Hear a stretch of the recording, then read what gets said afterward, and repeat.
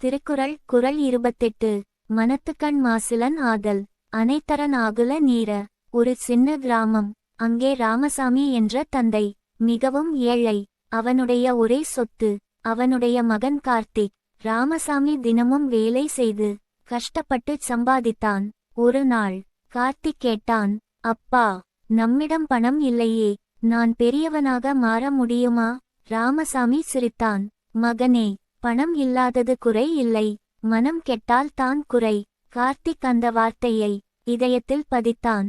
படிப்பிலும் வாழ்க்கையிலும் நேர்மையாக நடந்தான். ஒரு நாள் அவனுக்கு ஒரு பெரிய வாய்ப்பு வந்தது. ஒரு அதிகாரி சொன்னார், சின்ன தவறு செய், பெரிய பணம் கிடைக்கும். அவனுடைய குடும்பம் ஏழ்மை, பசியும் கஷ்டமும். அவனுக்கு திடீரென்று அப்பாவின் குரல் நினைவுக்கு வந்தது.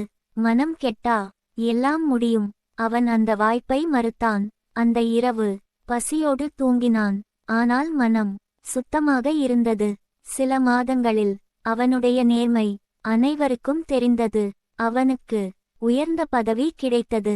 அந்த நாள் அவன் அப்பாவின் காலில் விழுந்தான். அப்பா, நீ சொல்லிக் கொடுத்தது தான் என்னை உயர்த்தியது.